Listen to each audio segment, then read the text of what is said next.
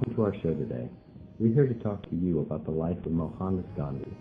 While he is known worldwide, many people don't know much about Gandhi beyond his participation in nonviolent protests against British colonialism and his many inspiring quotes. Well, we plan to fix that because today we have prepared for you interviews with Gandhi's wife, Gandhi's mother, his political opponent, B.R. Ambedkar, and even with Gandhi himself. We hope you enjoy.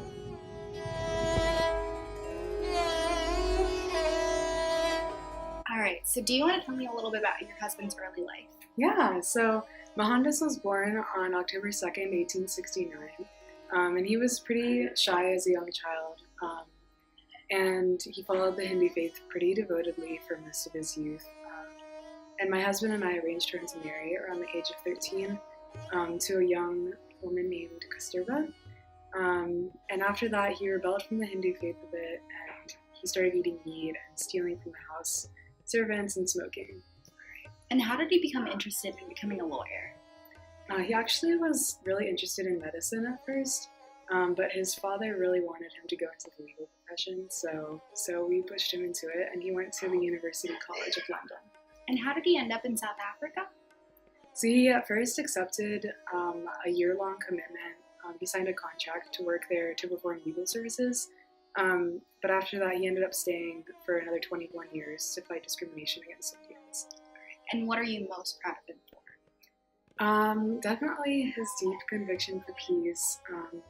In 1906 he had his first Satyagraha, and before that in 1899 he got together like an ambulance corps with a bunch of other Indians to fight in the Boer Wars for the British.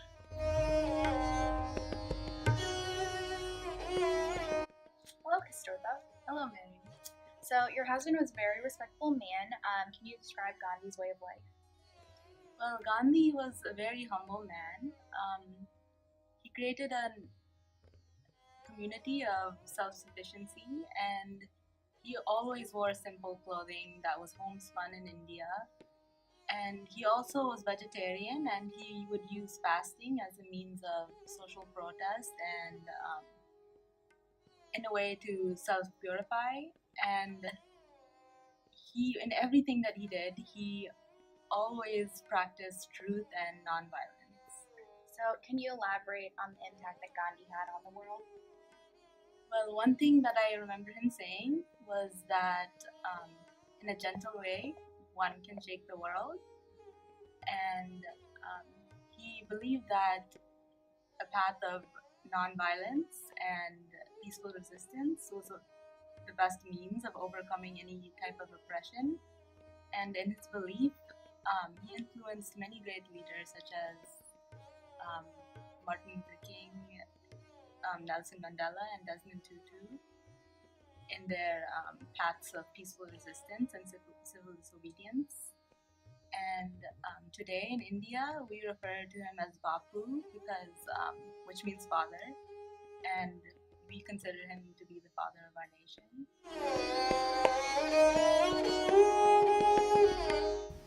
Hello, Dr. Ambedkar. Hello, Mary. Can you tell us a little bit more about your background and where you grew up? Sure. So I was born in the area in India called Maharashtra. My father was in the army, so I grew up in the cantonment. And then later on in life, around my high school years, we moved to Bombay, where I was the only Dalit in my high school.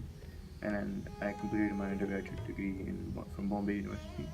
And after that, I received a Baroda State Scholarship, which allowed me to complete my studies abroad at Columbia in London School of Economics. Alright, so you and Gandhi have often butted heads in the topic of Dalit representation in government. Can you tell us a little bit more about your platform on this issue? Gandhi, on record, he's talked a lot about equality, but in reality, he's done very little for political and social representation for the Dalits. Being born a Dalit, I've seen the oppression firsthand, and it hurts me when I see the Dalits facing discrimination every single day. And I want to become a voice, become someone that they can look up to and see that someone who cares about them. And I tried very hard to set a separate electorate for the Dalit community, but Gandhi opposed that quite a lot, and which led to his infamous hunger strike.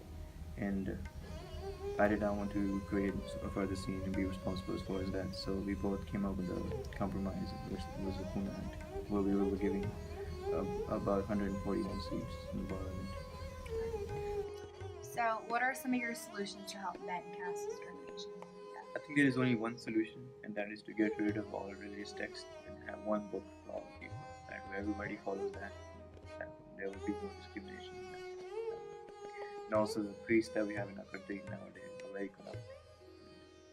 They do such things which lead to more oppression and discrimination. To get rid of that, we need them to be appreciated. Thank you very much.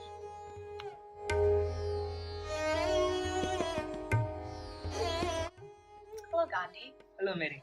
Thank you for being with me today. So, you have become one of the most prominent political activists of today's time. What are some of your most important movements? To start off, most of my movements are on the basis of ahimsa.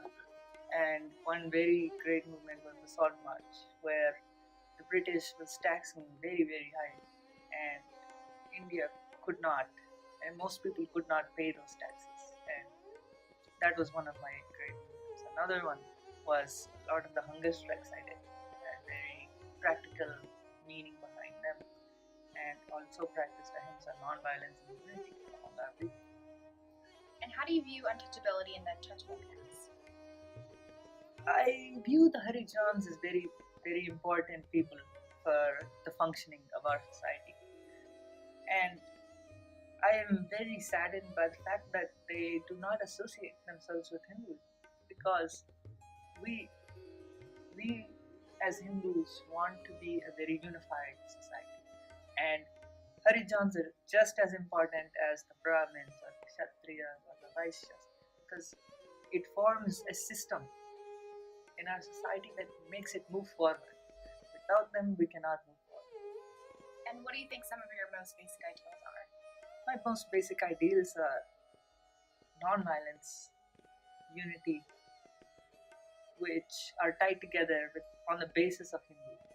I believe that Hinduism is what will lead this country into the light, into the global sphere. And what is your vision for India in the future?